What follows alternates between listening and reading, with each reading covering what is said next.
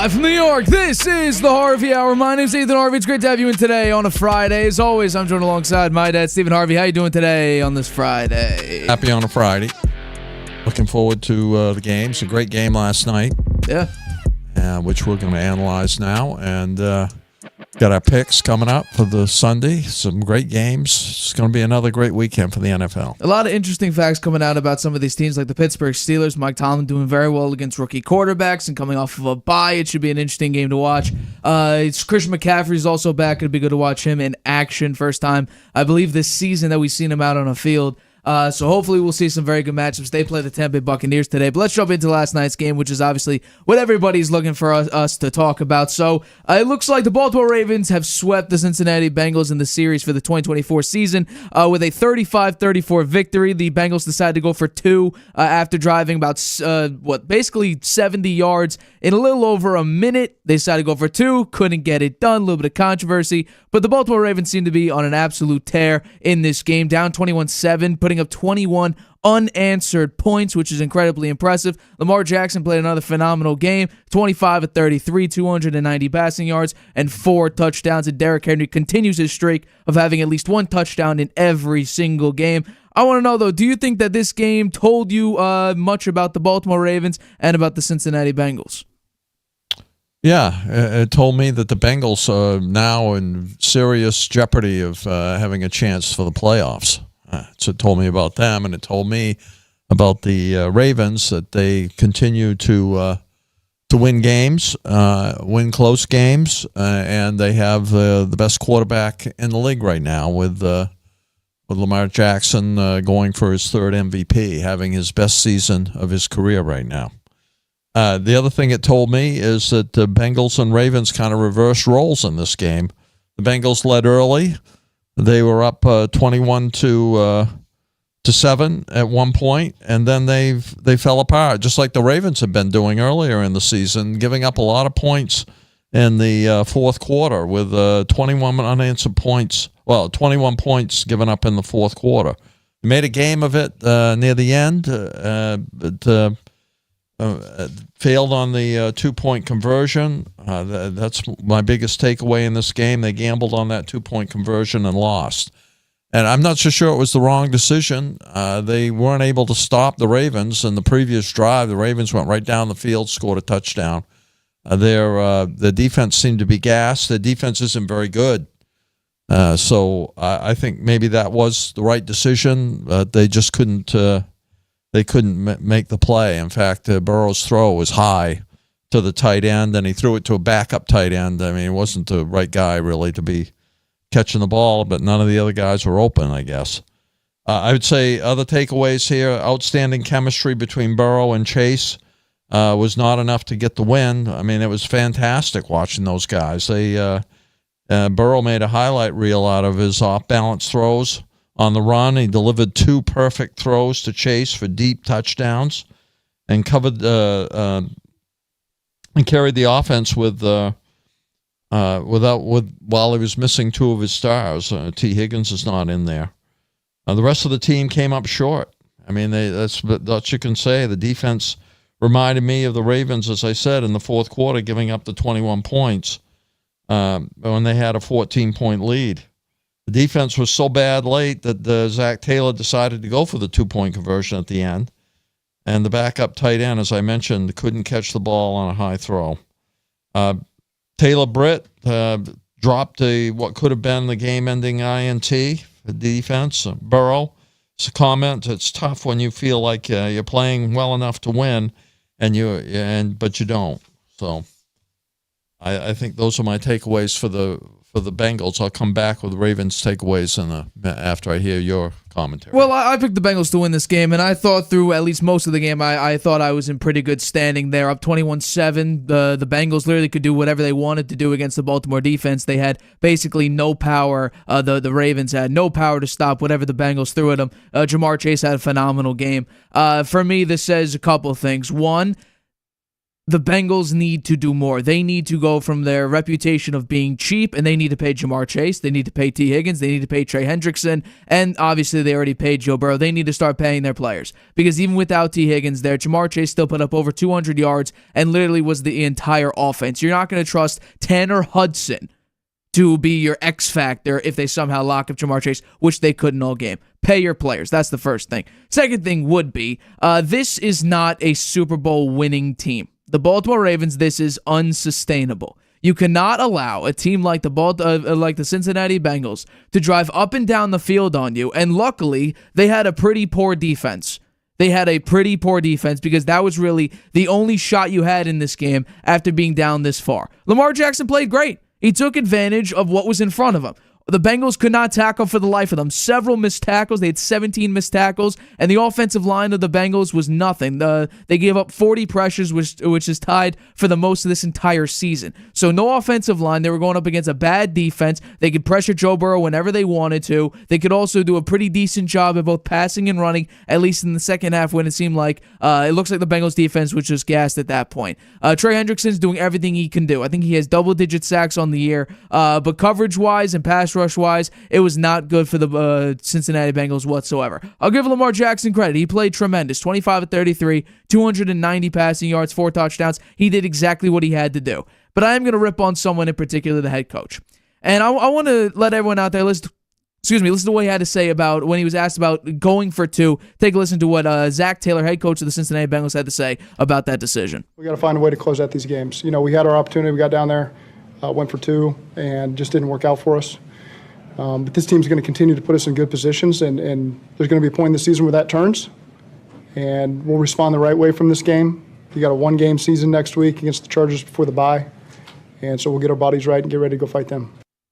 I don't think your team is putting you in a good position. I think Joe Burrow is putting you in a good position, and the defense is actually stripping away anything Joe Burrow can do. This is another example of just how bad this defense was and how much help Joe Burrow does not have. Think about this. The Bengals are the first team to have the level of play of Jamar Chase, Joe Burrow, and have a tremendous defender like Trey Hendrickson. First time since 1990 when the 49ers did it. The 49ers were 10-0 at this point. The Bengals are reeling right now. So to have this level of quarterback play, this level of wide receiver play, and this level of a defensive player playing this well, the last time this happened was 1990. And the 49ers were that team that went 10-0. So this shows that it's not a Joe Burrow problem. It's not a lack of weapon problem. It's a combination of just poor defensive play and poor head coaching. Because some of the fourth quarter drops were terrible. Some of the third down drops were very poor. There were several times on 2 separate third and fourths, you just go bombs away. Well, what are we doing here? No, take the easy route. Make things easy for yourself. I didn't understand it whatsoever. I think Zach Taylor, this is a big loss in his category, and I think we need to talk more about the poor coaching job Zach Taylor has done. We could talk about how, Joe Burrow didn't have T. Higgins. Yeah, what's kind of funny is we always look at Jamar Chase as the X-factor receiver for the Cincinnati Bengals because of how good he is. Would you believe that Joe Burrow has a significantly better record without Jamar Chase than he does with T. Higgins? So maybe the impact of Jamar Chase is kind of minimized, but if T. Higgins is out there, or is rather not out there, Joe Burrow suffers a little bit. I think Baltimore played very well. They played into exactly what they needed to play into. Execute efficiently on a bad Cincinnati Bengals defense who could not tackle for the life of them. Joe Burrow played extremely well. Again, this loss has nothing to do with him. You can't blame him on an interception. He didn't have one. You could point it to Chase Brown's fumble that really opened up the game. 21-7, you fumble on your own 30, led directly to a touchdown. You could look at it like that, but Baltimore played very well, executing when they needed to, and I think when it comes to the two-point conversion, I'll say exactly what I said with Todd Bowles' decision. I don't mind the call, but I think you go for the points. You trust your own team. If you're saying that your team's setting you up in good positions and it's a one-game season next week, trust your team then. Trust that they'll get at least some stop because in the first half, they did exactly that. I was disappointed in the execution. And by the way, you hear the announcers say that they got the matchup with Jamar Chase twice in a row. They called a timeout on the first go-around. The first would-be attempt of the two-point conversion, they called timeout, and they got the exact same matchup that they were looking for on Brandon Stevens, and they decided to throw it to Tanner Hudson. That's my problem. You put a two tight end set out there when you have Jamar Chase, who's going for well over 250 yards in this game, and you throw it to Tanner Hudson. That's a bad offensive draw. Yeah. Well, one thing you didn't mention here was the running game for the Bengals, which was atrocious. 13 rushes, 42 yards, 1 TD by Brown, and he had the big fumble, which led to the resurgence of the Ravens. They dazzled again with Lamar and the forced fumble by Marlon Humphrey. That really turned the tide when the game appeared to be on the verge of slipping away from them. Tylan Wallace, 3 receptions, 115 yards. 84-yard TD. They brought the Ravens within a point in the fourth quarter. He broke 3 tackles to make that 84-yard reception for a touchdown. Outstanding play. Lamar further cements his MVP case, I think, with the 25 of 33, 290 yards, 4 TD game. He's on pace for his best season of his career, as I mentioned before. On defense, Matabuki returned to form. He had 3 sacks, 7 pressures, and 2 tackles for losses. That was big for them. The pass defense, though, is still a concern. Kyle Hamilton went out with a sprained ankle near the end of the second quarter, and after that, Burrow and Chase just became unstoppable. So I think the Ravens, they got some things to work on. Their pass defense. I think their running game, again, I think even though Derrick Henry, he only had 68 yards and 1 TD on 16 rushes. Lamar was right there too. He had 7 rushes for 33 yards. So that put him over 100 yards of rushing. Their running game is great, and the way Jackson's been throwing the ball and distributing the wealth to the receivers. I mentioned Wallace, 3 receptions, 115 yards, a TD. Andrews, 6 receptions, 68 yards, a TD. Bateman, 6 receptions, 54 yards, and a TD. And Flowers, 4 for 34. That was great. On the other side, the Bengals, it was all Chase, 11 receptions, 264 yards, and 3 TDs. And then the running back had 9 receptions for 52 yards. That was about it. So, the Bengals lack balance. They can't run the ball. They're depending on Burrow to Chase to be their offense, and their defense is a sieve. So I think the Bengals are done.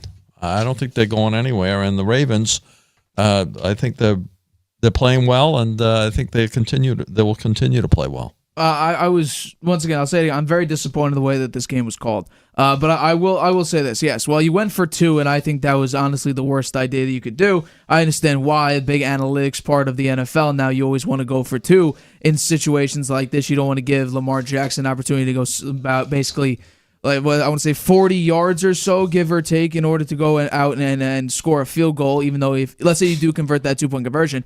On that 2-point conversion, I will call it out because it was very egregious and everybody's talking about it, rightfully so. There were 2 obvious penalties on this play. The first one is pass interference on Marlon Humphrey. He's even looking around for the flag. Look at that. He's looking around for a flag coming, which should be. And this one, contact to the head and neck area, that should have been roughing the passer. So there were 2 penalties. One, which was pass interference, and Marlon Humphrey's literally looking for the flag that he thought was imminent. And this one, you get smacked upside of the head. But as Joe Burrow said, he doesn't get those calls. He doesn't expect those calls. But I think this is an example of maybe it's not all the Chiefs. Maybe it's just there's a serious refereeing problem, which I could fully understand because the refs are bad. Several missed calls, and actually on that drive, there was a missed face mask on Joe Burrow to open up that drive. Yeah. And and that's another reason why I would say that this Ravens team is not a Super Bowl winning team because of the significant amount of penalties. There were 4 15-yard penalties, 2 that were called, 2 that weren't, which would have been the pass interference and the face mask. Actually, no, I'm sorry, I had another one because of the face mask on Joe Burrow earlier on in the drive. Yeah. You have bad penalties, self-inflicted wounds like this. I don't think you're a Super Bowl team. You're going to the playoffs, and with Lamar's history, just based on the history of Lamar's own playing in the NFL, he doesn't show up in the biggest moments. Check last year against the Chiefs. When he's relied on, when the running game's not there for you, and you have to rely strictly on passing in the pocket, and everybody knows that you're passing in the pocket, how do you execute in the playoffs? And Lamar just hasn't done that yet. Yeah, well, I think for the Ravens, it will be a tougher road if they can get to the Super Bowl because they'll probably be playing the conference championship on the road.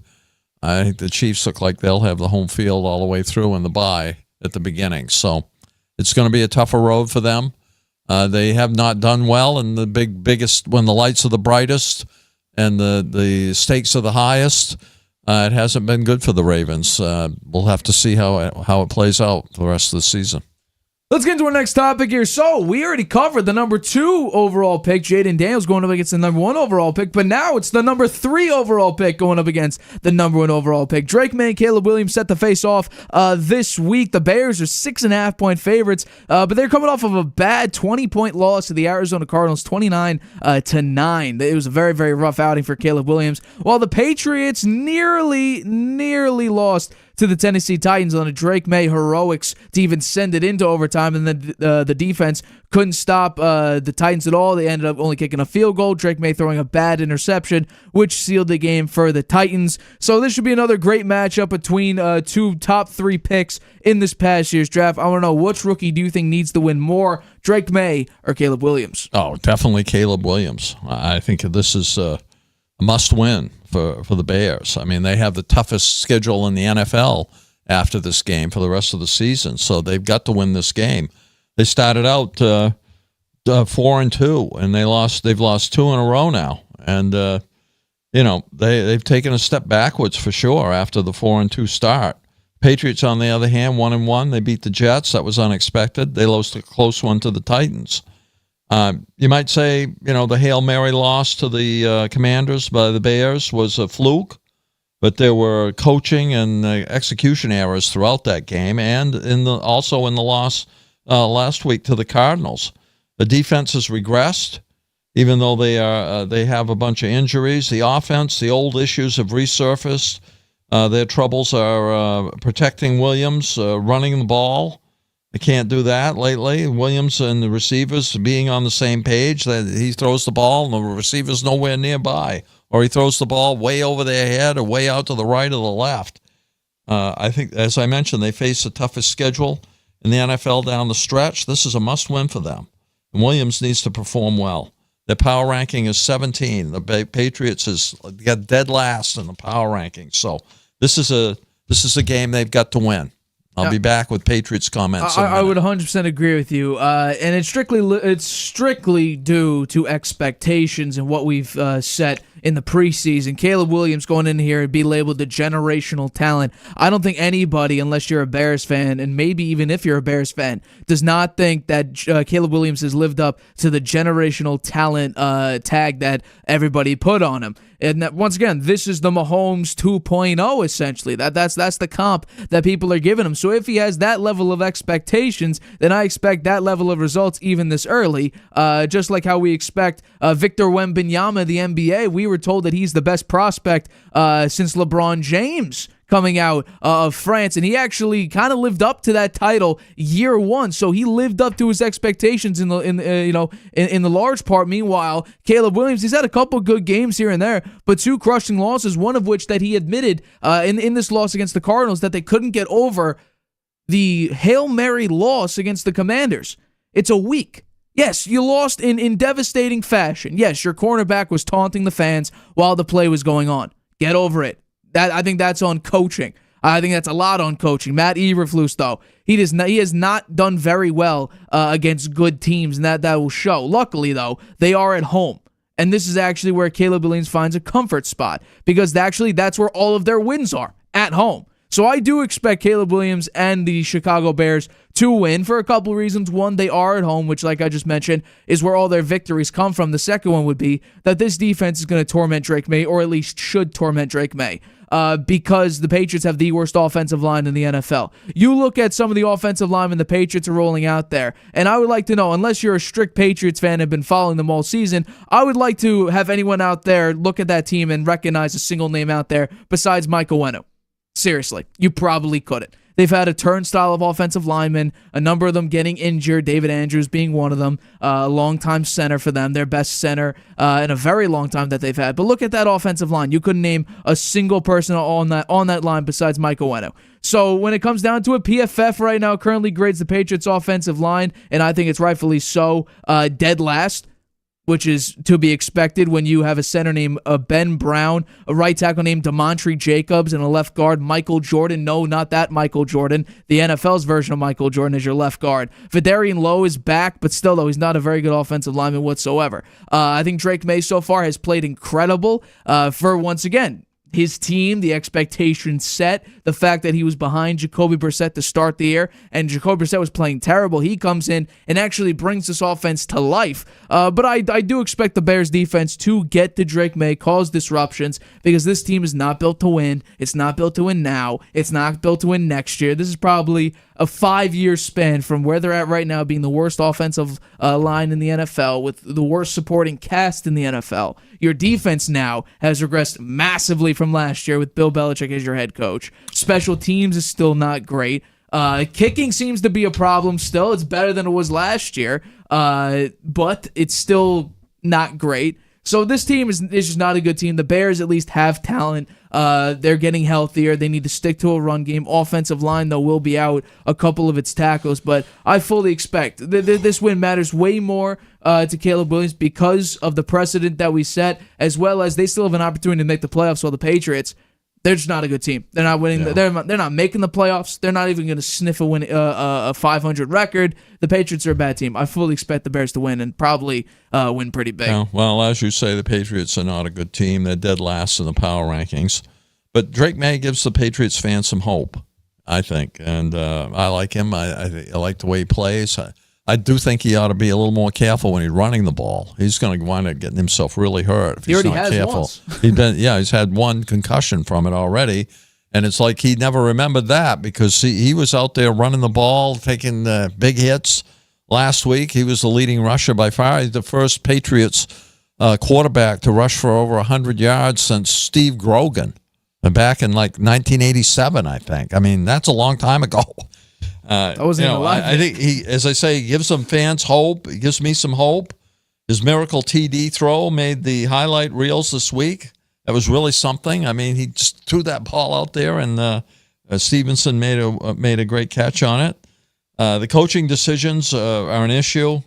I think Mayo should have gone for the 2-point conversion at the end. The Pats were road dogs in this game. They were outgained by more than 100 yards. They looked gassed and hadn't come close to the end zone in the 3 prior drives. I think they should have tried for the 2-point conversion. I think there's more valor, and particularly for the Patriots, in losing with a gutsy call than being worn down in overtime. I mean, they weren't like they're playing now for the playoffs or anything. Why not try that 2-point conversion? They might have gotten it. That would have really been exciting. The overtime interception really stung, but I think May did plenty of good things in that game. He needs Mayo and the teammates to start giving him more help and more chances to win.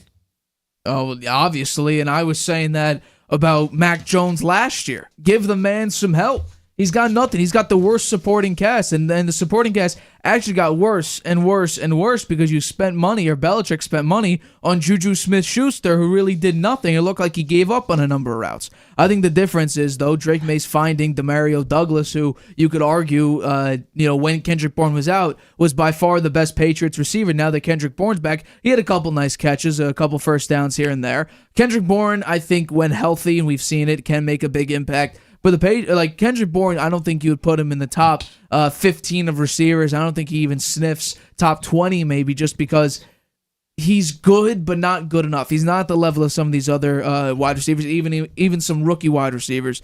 So when I take a look at the Patriots, they're just a bad team. They're bad. They're poorly run. Running the ball, Ramondre Stevenson, he has a fumble issue, already got benched for it. Will that emerge again? He's done a significantly better job at holding on to the football. But the running game's not great. Offensive line is the worst. A supporting cast is the worst. But Drake May brings some life to it. It, like you mentioned, brings some hope to the team. Because Brissett, it was bad watching the offense. Yeah. Couldn't move the sticks. Mayo said before the season, we want to push the ball downfield. Brissett wouldn't throw it more than 3 yards downfield.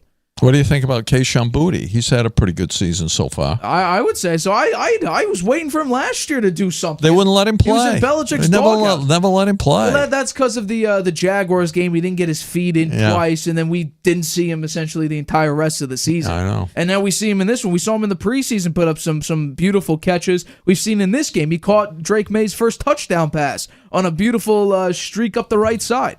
So perfect pass. Yeah, it was a beautiful pass. So Drake May, I think, will play okay, but I think that this Bears defense will get pressure, against the bad offensive line. Drake May will be under duress. I think Caleb Williams will execute against a defense. And I'm just going to say, if the Patriots play zone, it's easy to move the ball down the field against them. So, and what's kind of, unfortunate for Christian Gonzalez is, it doesn't really matter who you're going to be up against because they have 3 very good weapons, Rome Odunze, DJ Moore, and Keenan Allen. I think you would probably man up DJ Moore. That's my guess would be if you're doing the man matchup. But if we've seen in a number of games so far this season, the Patriots get absolutely torched in zone coverage because, as you've actually said, for several seasons now, the pass rush of the Patriots is not what it used to be, not even close. No, they don't get enough pressure on the quarterback. And actually, they are one of the worst quarterback pressure rate teams in the NFL this season. They do not get to the quarterback or even pressure him whatsoever. So in the battle of the rookie quarterbacks, just some stats here to round out our commentary on this game. Williams, he's got a quarterback rating of 42. 61.4% completion percentage, 1,665 yards, 9 TDs, 5 interceptions. His passer rating's 83. May, on the other hand, a lot less sample size here. He didn't play the first, 5.5 games.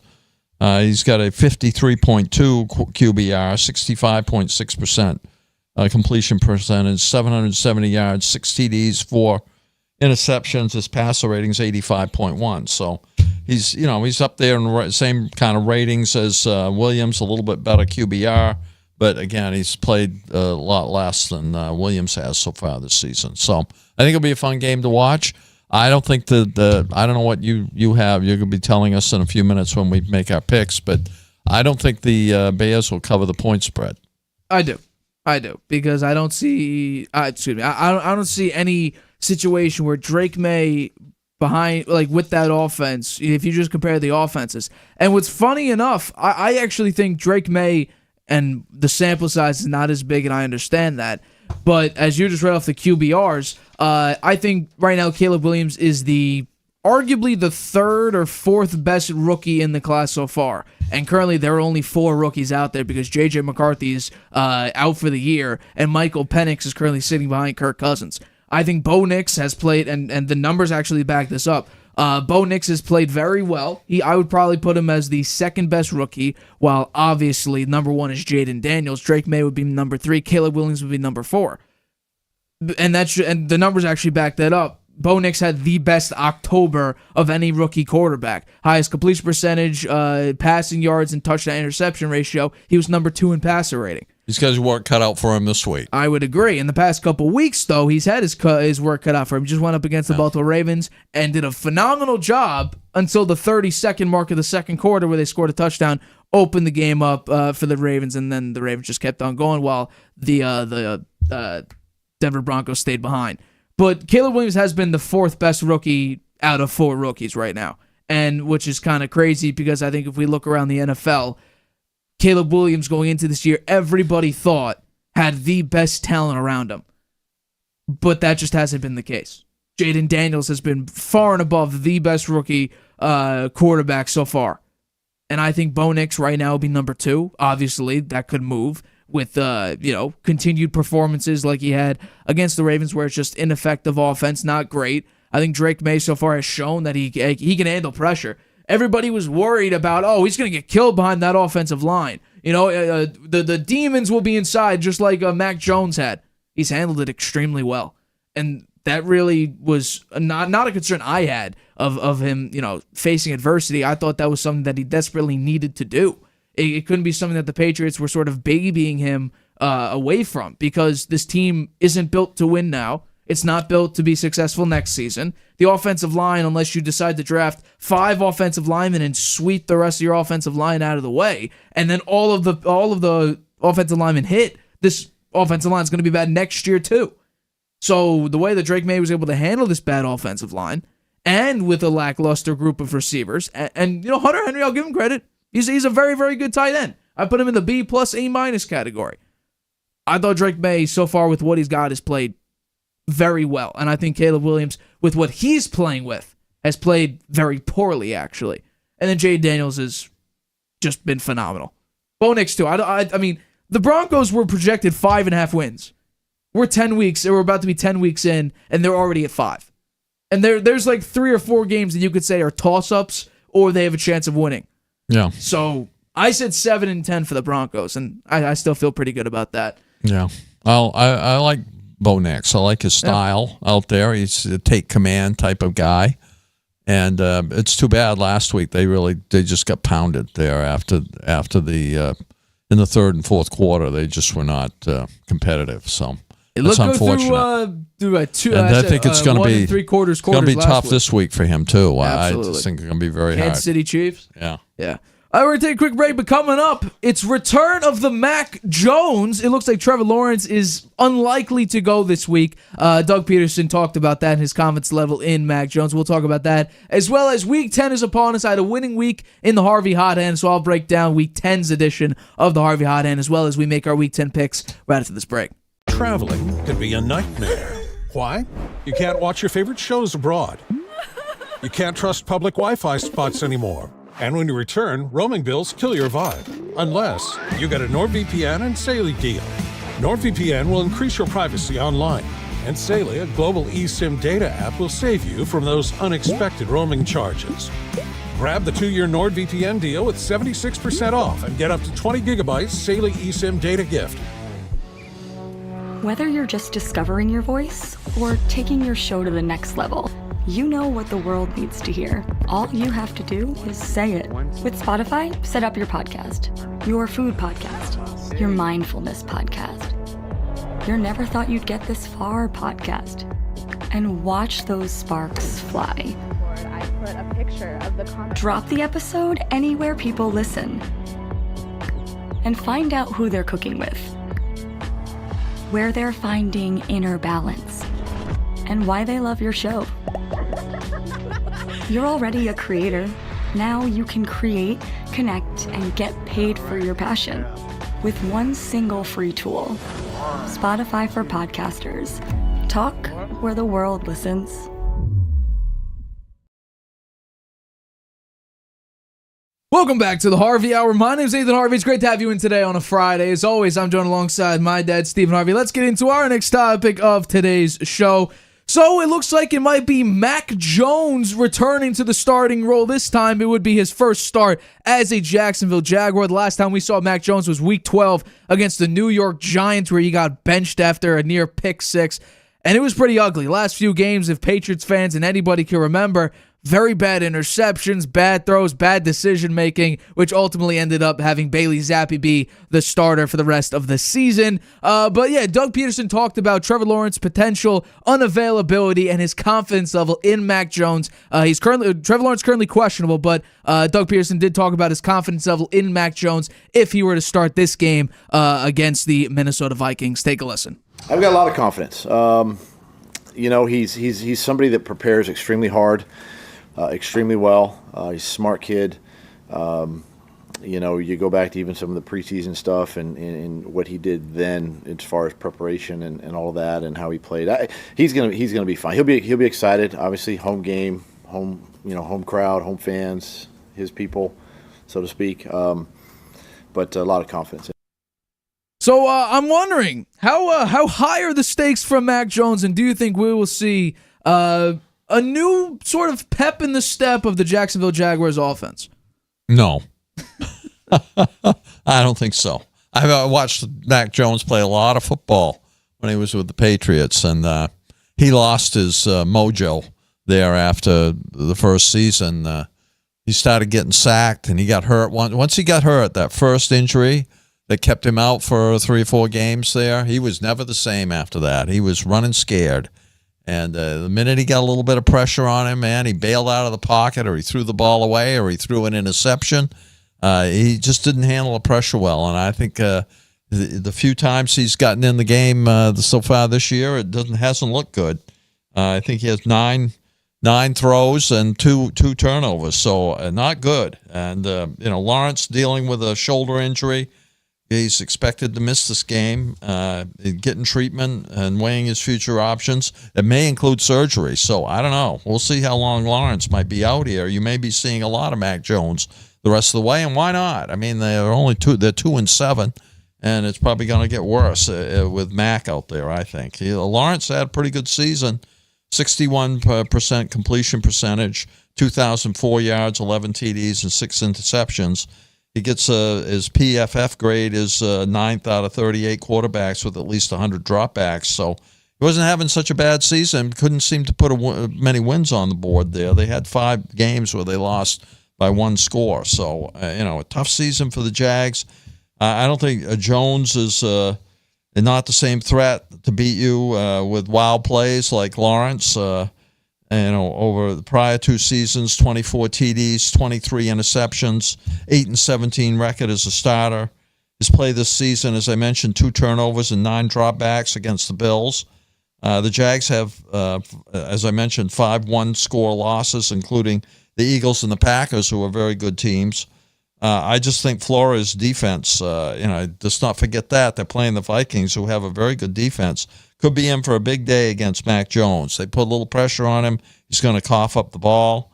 He hasn't played much and struggles to take care of the football, particularly when he's under pressure, as I mentioned.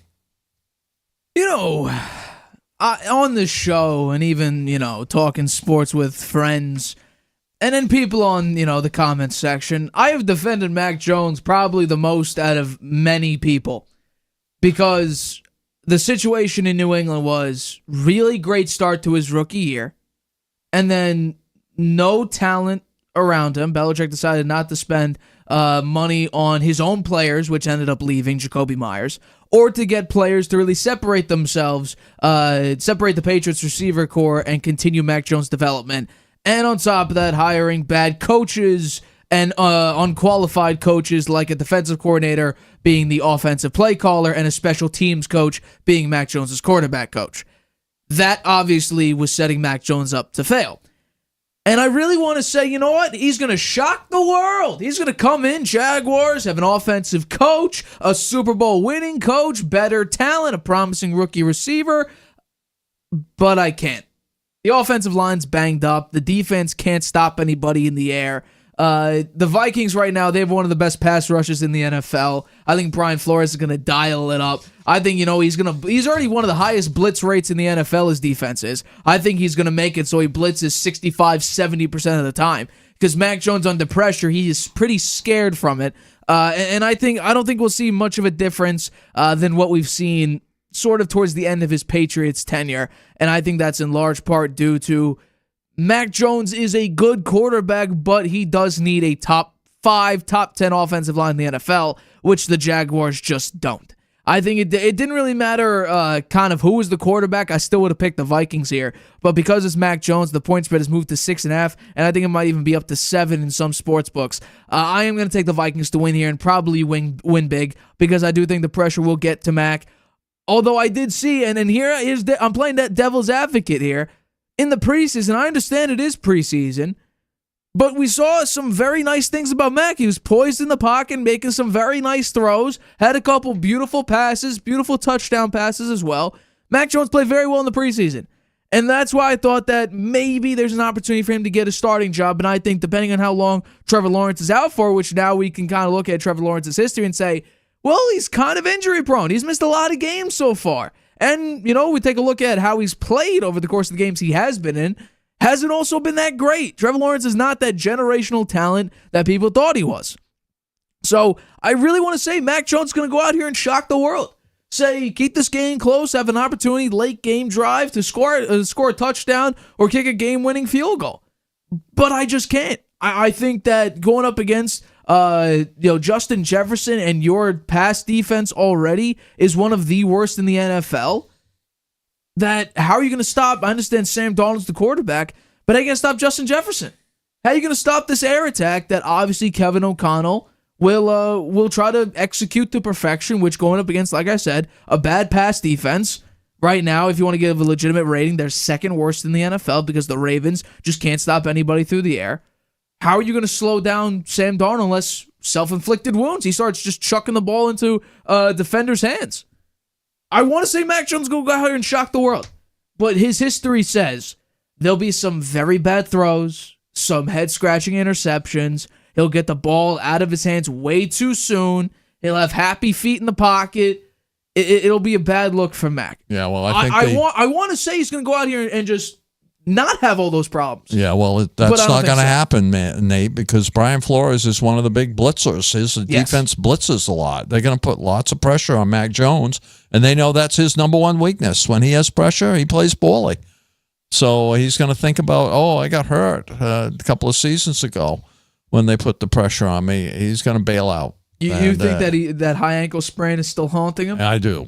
He played terrible ever since after that. After his injury, he played terrible. And a lot of it was the Patriots' offensive line, which 3 seasons in a row they got a terrible offensive line. Shame on the front office for that one. But I just think the Vikings with their D and their pressure and their scheme, it's going to be too much for Mac Jones. I completely agree. I'd love to see Mac Jones go out there and ball. Prove that he's still a viable starter, but if you just look at... It's important for him, actually, because he's a free agent next year. Correct. Yeah. If anybody's thinking about picking him up and maybe giving him a chance to start, he better show something. I think, and I think there could be an opportunity now. Trevor Lawrence is questionable, and Doug Peterson already said in the press conference that Trevor Lawrence needs the practice days. He needs the days to practice because he doesn't play particularly well game day if he does not practice. So just based on that, Doug Peterson will probably keep him out. But I think if you look at Doug Peterson, he's going to be done either before the year ends or after the year because he just has not been a good coach. The locker room seems very frustrated with him. And honestly, it looks like the locker room and the coaching staff is frustrated with Trevor Lawrence because there have been many situations where there have been bad losses, and then the coaches come out and say, "Yeah, we got to analyze everything. Everything's on the table. The quarterback play needs to be better." And I'll give Trevor Lawrence this: he picked it up slightly in the past couple weeks, and then he ends up getting injured. So if and when he comes back, can he still keep that level of warmth that he had before he got injured? But I said it. I hope Mac Jones goes and balls out. Yeah. It just so happens you're going up against one of the most blitz-happy teams, and Mac Jones under pressure. It's not pretty. I think Doug Peterson probably get fired at the end of the season. Do you think he even makes it to the end of the season? I don't know. They're 2 We'll and see. 7. I'd say if they go on like a 3-4 game losing streak from here, yeah, maybe he gets fired before the end of the season. But I do think he's probably done. I agree with you. We do this every single week throughout the NFL season. We pick and predict every single game. As always, I start. Now, last week it was pretty nice. I went 11-4 straight up, and I did have a sub 500 point spread pick. However, we did have a winning record in the Harvey Hot Hand, which is always good because if you remember last week, I only lost 6 games in the point spread. I went 10-6 that week, but 4 of my Harvey Hot Hand picks were a part of that 6 losses. So, unfortunately, we were able to turn that around, have a winning week. But let's begin. I picked the Bengals to win on Thursday night, and they were very, very close to doing it, and then the defense in the second half collapsed. The offense could not keep up with the Baltimore Ravens. They had an opportunity to tie the game or even try to win it, and they could not come through with a 2-point conversion, but the Bengals do cover the point spread. So at least I get a point spread victory, but I do not get a straight-up win for the Cincinnati Bengals. The next one, we're going overseas. It will be Giants at Panthers. I'm sure the international NFL audience was hoping and waiting for this team, or at least this matchup. Daniel Jones versus Bryce Young. Oh, boy. But I'm going to take the Giants here and Giants to win big. I don't think the Panthers are really equipped to go out and win, although they did have a pretty impressive victory against a New Orleans Saints team that was completely fed up with their head coach, so much so that Dennis Allen is currently not employed by a single NFL team anymore. But I think the Giants right now, Malik Neighbors going to be out there. Running game, Tyrone Tracy's playing shockingly well this season. I expect the Giants to go out there, win big, win by at least a touchdown. I have the Giants winning on the road, overseas, covering a -6.5 point spread. The next one, Patriots at Bears. We covered this game earlier on in the show. I think with the pass rush of the Chicago Bears, the level of surrounding cast around Caleb Williams, if you compare the two, I'll take the Bears, although shockingly enough, I would actually take Drake May in a quarterback battle between the two. I would take Drake May is currently better than Caleb Williams, but the offensive line of the Patriots is ranked dead last. You take a look at some of the offensive linemen besides Michael Wenu, and you tell me if you recognize a single name. My guess would probably be you do not recognize a single name of the Patriots offensive line. So, and also the surrounding cast is actually ranked dead last. And the Bill Belichick defense, which was the really shining moment of the Patriots last season, you bring back a number of starters. Basically, the entire defense is the same sans Matt Judon, and the defense is significantly worse. I don't think Gerard Mayo has done a tremendous head coaching job in his first year, but it is his first year. Robert Kraft knew Gerard Mayo was going to be the replacement for Bill Belichick, so he actually has, my guess would be a decently long grace period, but at some point, Robert Kraft needs to be expecting wins. They're not going to get in this week. I'll take the Bears to win and cover the -6.5 point spread. The next one, Bills at Colts. A lot of people like the Colts in this game because Keon Coleman's out, Joe Flacco's out there. I think if Anthony Richardson was the quarterback, this point spread may be -6.5 for the Buffalo Bills, but instead it's -3.5. Keon Coleman is out, but here's the big thing. Michael Pittman is also out for this game. I will take the Buffalo Bills to win and cover. I understand the Bills defense can maybe get got on the running game, but I think Josh Allen, you look at the quarterback battle, the offensive line battle, I'll take the Buffalo Bills to go out and win and cover a -3.5 point spread on the road. The next one, the Vikings at the Jaguars. We talked about this game just right now, actually. Mac Jones is likely to be the starter in this game with Trevor Lawrence dealing with an injury. I think that it's really unfortunate that you start with one of the most blitz-happy defenses with Brian Flores leading the way as the DC of the Vikings. Mac Jones is going to be under duress. My guess would be the entire game. And if we look at Mac Jones' recent history, it's pretty ugly. Head-scratching interceptions and throws that make you want to bang your head against a wall or a desk. It's that bad. It got that bad for a lot of Patriots fans. But I think that there's an opportunity if the offensive line could somehow hold up against the ferocious pass rush of Brian Flores, that Mac Jones can make it interesting. But the likelihood is, I think you're going up against, you have the second worst pass defense in the NFL going up against Sam Darnold with Aaron Jones and Justin Jefferson. It's going to be an air raid. Kevin O'Connell's the better head coach. I'll take the better head coach, the better quarterback, the better weapons. I'll take the Vikings to win and cover the -6.5 point spread on the road. The next one is the Broncos at the Chiefs. I'm taking the side of history with this one. Point spreads above 6.5 this season generally do not cover for the favorite. I'm taking that. Now, I picked the Broncos to cover a 9.5 point spread last week against the Baltimore Ravens, and it was really close up until the second half where the Ravens separated themselves. But I think there's an opportunity for the Broncos defense to suppress the Chiefs offense, which hasn't been that great. I would pair Pat Surtain up against D-Hop, which was interesting that they decided to put Pat Surtain against Rashad Bateman when Zay Flowers has been the X factor for the Baltimore Ravens. That's weird game call. That's a very weird scheme to draw up for the Broncos defense. Don't make that mistake again. Let Pat Surtain go up against the X factor of the Chiefs, which we saw already is DeAndre Hopkins with Rice out and with Juju Smith-Schuster banged up. So my guess would be they keep it close. The offensive line needs to hold up just enough for Bo Nix to stay in the pocket and be comfortable enough to make the throws, which you've seen him make. Otherwise, we're going to see what we saw in the first half of the Ravens game, rolling down to try to make plays happen. I'll take the Broncos to cover, plus 7.5 for the Chiefs. Stay undefeated and move to 9-0 on the season. Let's go over to the Falcons at the Saints. It looks like Derek Carr is good to go for this game, but I think the Falcons right now, they're the better team. They won on a game-winning field goal the last time these teams played against one another. But I think right now, with the Saints absolutely having a terrible coaching situation, you have an interim coach in right now. We don't know what Derek Carr is going to look like. The Falcons right now, they've played very well, going up against the Dallas Cowboys, and really took care of them through large parts of the game. I'll take Kirk Cousins in this team. Drake London may not go for this game, but I don't think it'll really matter. Ray McLeod has stepped up big time for this team. I'll take the better offense, slightly the better defense as of current. I'll take the Falcons to win and cover a minus 3.5 point spread on the road. The next one is the 49ers at the Tampa Bay Buccaneers. Everybody's getting healthy for the San Francisco 49ers, including Christian McCaffrey. So my answer to who wins this game will be the fully healthy 49ers. Even though they haven't played well all season, or at least lived up to the standards that they've set with the amount of talent that they have and the coaching scheme that they have, this will look more like the 49ers that made it to the Super Bowl last year. They're without Brandon Ayuk, I understand. But you have Christian McCaffrey back. So there's one thing that should pick up drastically, your red zone offense, which has been terrible with McCaffrey out. I expect the 49ers to dominate the Tampa Bay Bucs, and I understand the Bucs went toe-to-toe with the Chiefs last week, but the Chiefs are not the Chiefs that we know. They are 9-0, but 8-0, excuse me. But I don't think that the 49ers have the same deficits as the Kansas City Chiefs. Brock Purdy feels comfortable. Offensive line picks it up. The offense, just in general, is better.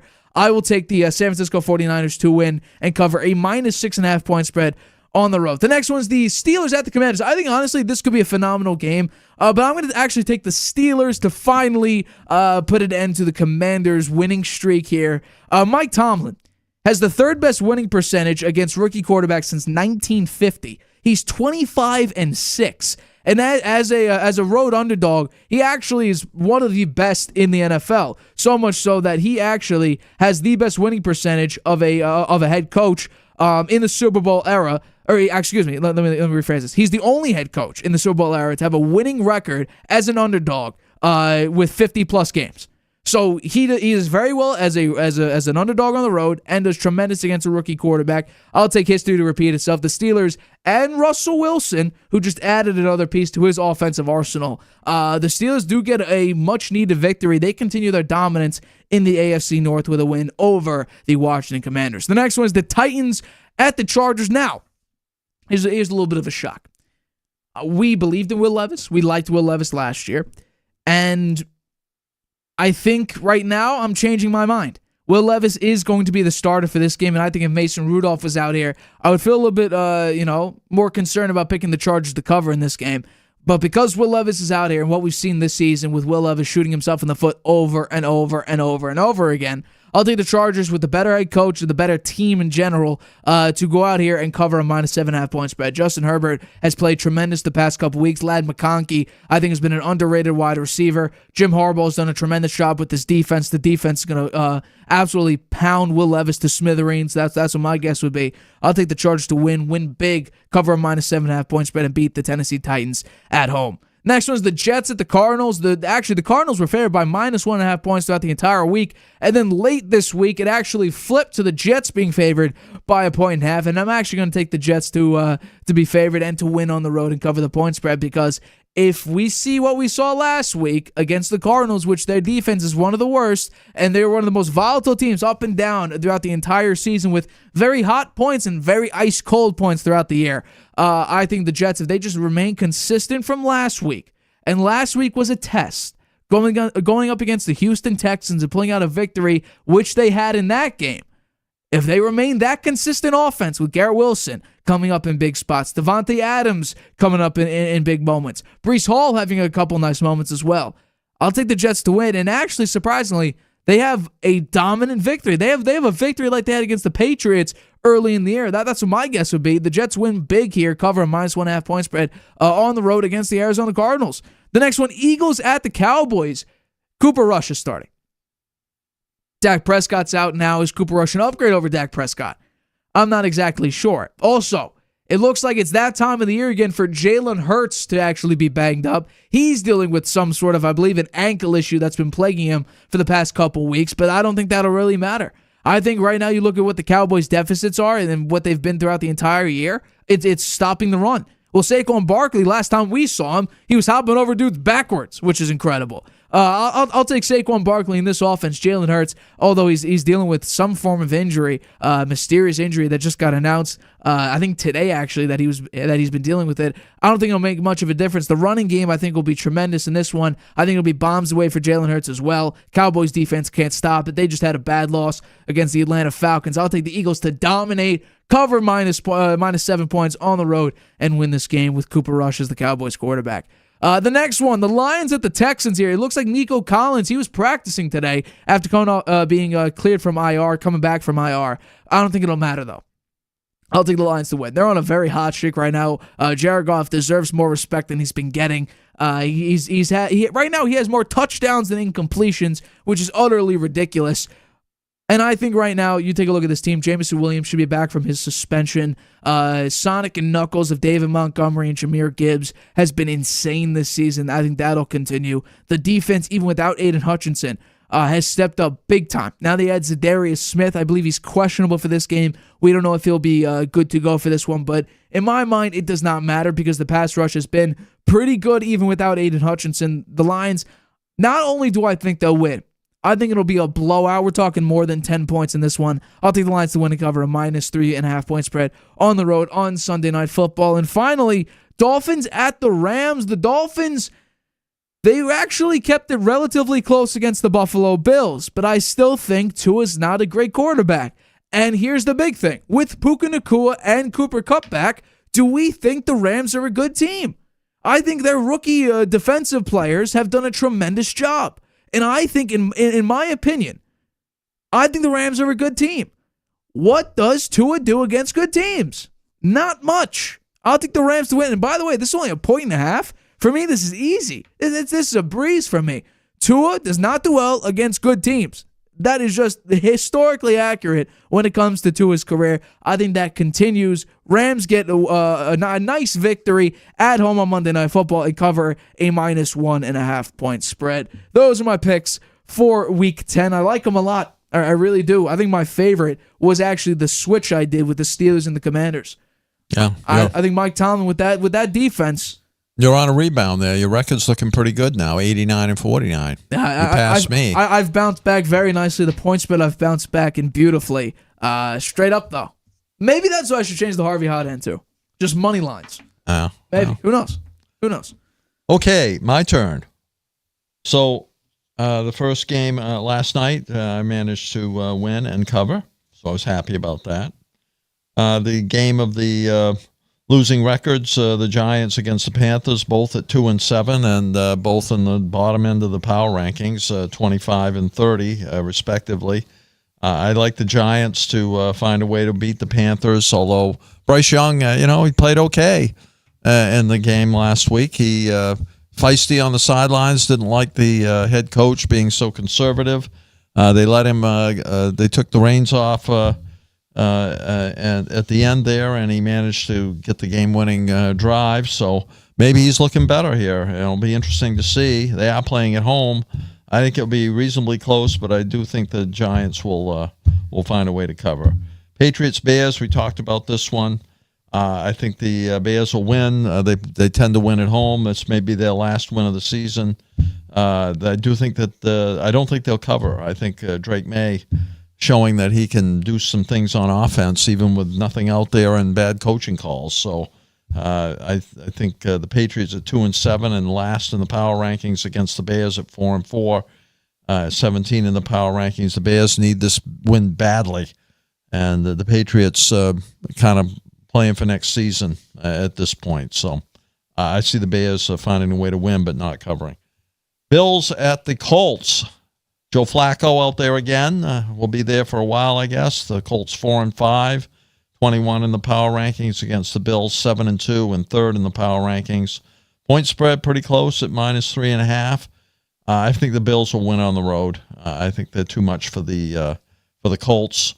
Maybe the Colts with Flacco getting a little more time and chemistry with the wide receivers will have a better passing game. He is a good deep passer, so maybe they'll try that a little bit more and could keep the game close. But I do think the Bills will cover. The Vikings at the Jaguars, we talked about this game. Mac Jones out there. They're 2-7, 28 in the power rankings against the Vikings at 6-2 and number 6 in the power rankings. Pretty big point spread here, -6.5.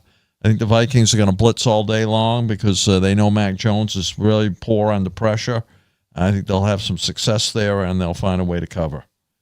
The Broncos against the Chiefs. Chiefs at 8-0, number 2 in the power rankings.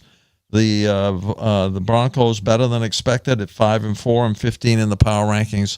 You look at the Broncos' wins, though. The wins are all against teams that have not going anywhere. They really only against the Bucs earlier in the season was a win against a really quality team. They're going to be up against the Chiefs, who are undefeated, driving for that first-round bye and getting back to the Super Bowl to try to get the three-peat. I think there'll just be too much for the Broncos, who I like, but I just don't think they're going to make it much of a game here. And I do think the Chiefs will easily cover the point spread at 7.5. The Falcons at the Saints. The Saints fired their head coach this week. They started out good at 2-0. Now that they've lost 7 in a row, 2-7, the 26th in the power ranking. Against the Falcons team that's looking up. This is their best season in a long time. They're at 6-3, 11th in the power ranking. Kirk Cousins having a very nice season. I think they'll, even though they're playing on the road, I think the Falcons will find a way to win and cover the point spread. San Francisco at the Bucs, as you mentioned. San Francisco getting healthy now. CMC back in there. The San Francisco at 4-4, 13 in the power ranking. Against a banged-up Bucs team at 4-5 and 16 in the power ranking, without their 2 best wide receivers. Evans probably back sometime down the road here, but Godwin gone for the year. I like the San Francisco 49ers to win the game and cover, even though they're on the road. Pittsburgh at Washington, this is going to be a close one. Hard game to pick. You pick the Steelers, I'm picking the Commanders. Principally because they're at home and their power ranked a little higher at 5 versus the Steelers at 9. Their win record is 7-2 ahead of the Steelers at 6-2. The other factor here is Russell Wilson. In my mind, he's played pretty well the last few weeks. He's going to have a bad game here coming out pretty soon. I think. I just think he's somebody that is shown to be inconsistent the last 2 years. I think he's going to have a tough time against the Commanders. Dan Quinn, a defensive-minded coach, will have some surprises for Russell Wilson. I think the Commanders find a way to win, and Russell Wilson turn the ball over a couple of times. The Titans at the Chargers, another big point spread here. The Chargers 7.5 against the Titans, who have a good defense. They don't give up many yards, but they do give up over 26 points a game. So they're at 2-6 and at the bottom and near the bottom in the power rankings at 29. The Chargers, on the other hand, having a nice season here so far, 5-3, number 12 in the power rankings. Jim Harbaugh making a difference for them as a very high-quality head coach with the mindset of getting them to the playoffs this year. I think they'll take another step closer to that by beating the Titans and covering the point spread. Jets at the Cardinals. You pick the Jets. You think they're going to blow them out? I don't. I think that the Cardinals are going to win this game. Cardinals are 5-4. They found something. They're believing in themselves. They have Marvin Harrison Jr., the top rookie wide receiver in the league. They have Kyler Murray playing better playing like he played when he at the year or two after he won the Heisman Trophy and got that big contract. He's looking better. The Jets, on the other hand, hey, man, they won a game against the Texans. Everybody's, wow, they're back. They're going to be making a drive now. Well, they're 3-6, and they're 22 in the power rankings. I think that they're going to lose this game. I think the Cardinals first in their division now see themselves as having a chance for the playoffs. I think they're going to find a way to win this game.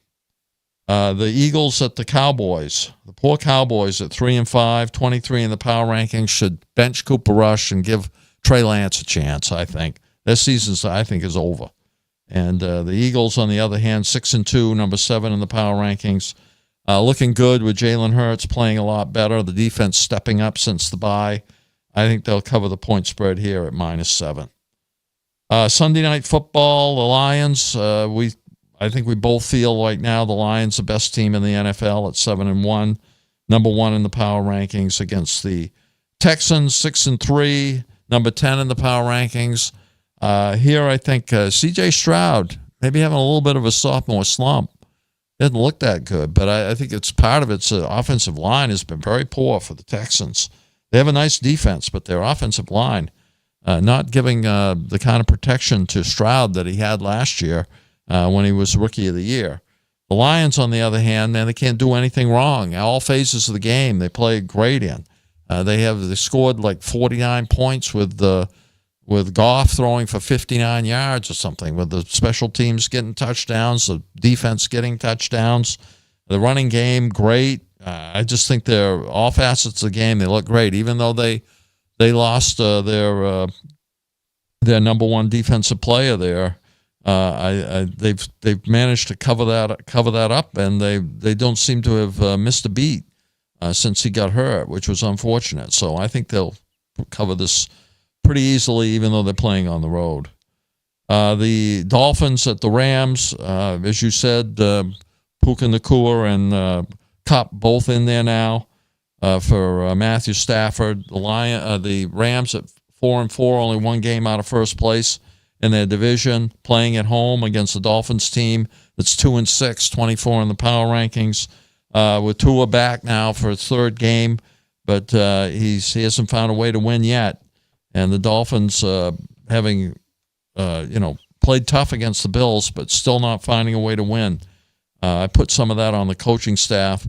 I think the Rams playing at home, 1.5 point spread, they're going to win the game and cover. Those are my picks, Nate. Yeah, wow. Nice week of action. Should be very exciting. I think that the biggest matchup... Well, actually, we haven't done this yet. What do you think is the biggest matchup? Let's go back to the picks. What do you think is the biggest game of the week in your opinion? Because obviously, Steelers at Commanders. I would probably agree with you. I think that for future purposes, I think the biggest one would be 49ers Bucks. What's CMC going to look like, and can he push the 49ers to look more like the 49ers? But I agree with you. I think the biggest matchup of the week is probably Steelers at Commanders. It's time now, even though we haven't had a great season. We're 20-25 this season, but it is my favorite topic. It's been my favorite topic since starting the show. It's the Harvey Hot Hand. For those who don't know what the Harvey Hot Hand is, I make picks for the 5 teams and the 5 games that you should bet on throughout the entire NFL season in a week-to-week basis. This is brought to you by Dr. Squash. If you use the link down below or www.drsquash.com/the Harvey Hour, you could actually get 3 free Fight Scrub bricks, $24 value, absolutely free for new customers when you order $30 or more. Use the link down below or go to www.drsquash.com/the Harvey Hour to claim your 3 free Fight Scrub bricks, $24 value, absolutely free. But as I mentioned, though, we did have a 3-2 week, a couple nice victories. I got very close through 1 3/4 quarters against the Denver Broncos and the Baltimore Ravens, but the Ravens really separated themselves in the second half. So unfortunately, we got that loss, but it's time to maintain the winning record. I like all my picks for this week, so let's begin with the first pick of the Week 10 edition of my Harvey hot hand. So let's begin. Bills at Colts. So this one, I like it a lot, actually. The Colts actually have one of the worst defenses in the NFL. Meanwhile, the Buffalo Bills have one of the highest scoring offenses in the NFL, currently ranked number 4. When it comes down to it, I think this will be third down defense, third down offense, and red zone defense and offense. When it comes to the Indianapolis Colts, they actually have one of the worst red zone defenses in the NFL. They're currently ranked 16, so they're middle of the road. But it looks like the Buffalo Bills offense is currently ranked 6th in the red zone. So this will be third down and red zone. The Bills do a decent job at that. The defense of the Indianapolis Colts is very, very poor. But fortunately, in my opinion, you have Joe Flacco instead of Anthony Richardson, so you could actually go out and complete a number of your passes. But with Michael Pittman not being out there, I think it's going to be difficult for Joe Flacco to have a nice shot with this offense. I will take the Bills to win here. And, put up 30 points. You're out Keon Coleman. I don't think that'll make a massive difference because you do have Amari Cooper out there now. If Amari Cooper was not there, then I'd be a little bit concerned. But you're playing against the Colts, who have one of the worst defenses in the NFL. I think your defense will step up when it matters big. You get a 6-point victory. You win 30-24 and cover a -3.5 point spread. The next one. Vikings at Jaguars. So this one, it's unfortunate. I'm rooting for Mac Jones as always, but I think when it comes down to it, the Vikings are one of the most blitz-happy teams in the NFL. And Mac Jones, over the course of his career, and especially as of 2023, the last time we saw him was Week 12 against the Giants, and it was pretty bad. A very, very bad interception. Basically, it was a 2-yard interception that nearly got run back for a pick 6, where Mac Jones was throwing it to nobody into the hands of a Giants defender. But it's unfortunate that Mac Jones going up against this blitz-happy defense. He'll be under duress the entire game. The Jaguars have the second worst pass defense in the NFL, and you're going up against Justin Jefferson. I think Aaron Jones will also have a big impact in this game. Give me the Vikings in a big victory. I actually would have felt more confident Mac Jones going out there and performing well if it wasn't the Minnesota Vikings. But if it is, I'll take a nice 14-point victory. The Vikings win 31-17 and cover a -6.5 point spread. Sorry, Mac. I was your sole defender, basically, it seems like, on the internet. Nobody was defending you. I can't defend you with this one. It's unfortunate, but, these are the circumstances, and this is the world we live in. Let's go with the next one. Titans at Chargers. I'm actually going with the Chargers on this one. Will Levis is the starting quarterback of the Tennessee Titans this week. Mason Rudolph, I think I would have felt less confident picking the Chargers to win and win big here if he was the quarterback, but he isn't. The Chargers, the past 2 weeks, have outscored their opponents by plus 35 points, 53-18, and they only have one singular game where they have not forced at least one turnover. Meanwhile, the Tennessee Titans have had a turnover in every single game this season and have 3 of the 9 games where they only have one turnover. So they are a multi-turnover team. Will Levis is a large contributor to that. I think that continues. The Chargers pick it up and get a nice victory at home, cover a -7.5 point spread. Give me the Chargers. Will Levis will make mistakes. We were defenders of Will Levis. We like Will Levis, but new information. I have to update my take. Will Levis just isn't right now cut out to be a winning quarterback in the NFL. Give me Jim Harbaugh, great defense. Give me Justin Herbert, picking up offense. I'll take the Chargers to win 28-20 and cover a -7.5 point spread. The next one. Dolphins at Rams. So this one's an interesting one. I think the Rams will be able to get it done at home. I do not trust the Miami Dolphins because I think with Cooper Kupp and Puka Nacua out there and the way Kyrie Williams played last week, I think we can now say that the Rams are a good team. What does Tua do against good teams? Not much. And I think the shock of the NFL, or at least the shock of the Rams, is without Aaron Donald, how is the defense going to pick up? Well, honestly, with at the start of their 3-game winning streak, they actually lead the NFL in takeaways, pressure percentage, and sacks. And the rookies have been tremendous, especially with Jared Verse. I think he has a serious shot, and if he's not favored already, he should be the favorite to win Defensive Rookie of the Year. I think the Rams defense will be able to come up with a couple nice stops, get pressure on Tua, generate some turnovers. I'll take the Rams to win and cover. It's only -1.5 point spread. That for me, that's an easy pickup with the Rams team that has been doubted throughout the entire season. With Puka Nacua back, with Cooper Kupp back, Matt Stafford your quarterback. The defense has been insane the past 3 weeks. I'll take the Rams to win 23-21 and cover a -1.5 point spread. The next one and the final one, the last pick of Week 10's Harvey Hot End is Falcons at Saints. So this one for me, this was actually my 6th pick that I boosted up into my 5th pick. I think right now the Atlanta Falcons, they're playing good football. They're playing very good football. Meanwhile, the Saints, they just cannot hit a nice rhythm whatsoever. You Spencer Rattler out there, then he got benched. You fired your head coach. The Atlanta Falcons at least have found some sort of consistency here. I think they have a two-game difference in the NFC South. This is a divisional game, and normally you don't want to bet divisional games, but I am right now. Currently, it looks like the Falcons actually play decently well on the road this season, and the last time we saw these teams go up against one another, it was a game-winning field goal for the Atlanta Falcons. I do think, though, the Falcons will find a way to get it done. Derek Carr right now does not look great. The wide receiver core is all banged up there. You lost Rashid Shaheed, Chris Olave dealing with a concussion right now. It's not great. You fired your head coach. Give me a team that isn't moving so many pieces. Give me a team that isn't reeling. I'll take the Atlanta Falcons to win 27-17, win by 10 points, and cover a minus 3.5 point spread. And those are my Week 10 picks from a Harvey Hot End, brought to you by Dr. Squatch. You can use the link down below or go to www.drsquatch.com/The Harvey Hour and get 3 free Fight Scrub bricks. That's a $24 value, absolutely free for new customers when you spend $30 or more.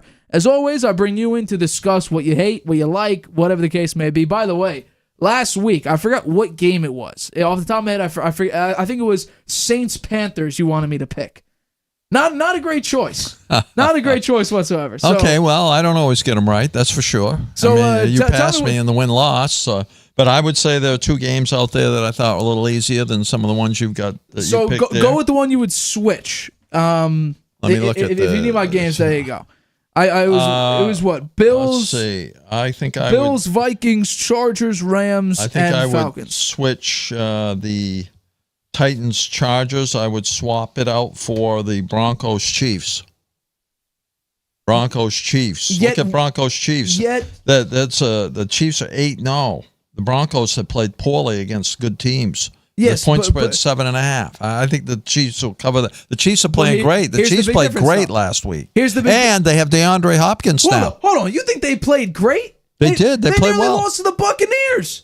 But their offense came alive, and Patrick Mahomes had his best game of the season. Okay, well, first of all, here's an issue with that. I have the Broncos covering.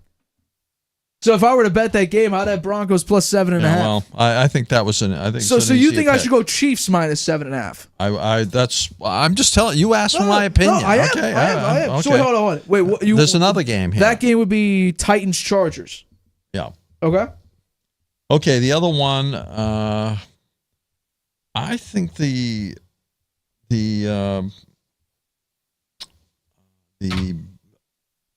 Bills Colts game could be pretty close. Okay, it could be pretty close. I'd swap out San Francisco at Bucks. Bills Colts. San Francisco's got all their players healthy now. San Francisco minus 6.5. Yep. Okay. We'll see what that is. Yeah. Okay. All right. I'm glad you wrote it down. Now we're keeping track. 20 and 25. We're bouncing back. We had a bad week 2 weeks ago. We went 1-4. But yet my point spread record for that week, I'm still mad about that. I went 10-6. Which is a very good record for against the spread, but 4 out of the 6 losses were my Harvey Hot Hand picks. It's crazy. So I think this is actually the first time I'm betting the Falcons in a Harvey Hot Hand. Yeah, I'm pretty sure in favor of them. I normally don't pick the Falcons because I don't know what to see for them. I think I picked them actually. Maybe it was week 1 against the Steelers. I may have picked them week 1. I'm not sure though. But yeah, those are my picks. Brought to you by Dr. Squatch. Link down below. Support the channel. We thank you for the help. But for this episode of the Harvey Hour, that will be it. Thanks so much for tuning in to this episode of the Harvey Hour. My name's Nathan Harvey. That's Stephen Harvey. We have been the hosts of the Harvey Hour. Catch us Tuesday, 6:30 p.m. Eastern to recap week 10 right here on YouTube. Night, Grandpa. Traveling can be a nightmare. Why? You can't watch your favorite shows abroad. You can't trust public Wi-Fi spots anymore. And when you return, roaming bills kill your vibe. Unless you get a NordVPN and Saley deal. NordVPN will increase your privacy online. And Saley, a global eSIM data app, will save you from those unexpected roaming charges. Grab the 2-year NordVPN deal with 76% off and get up to 20 gigabytes Saley eSIM data gift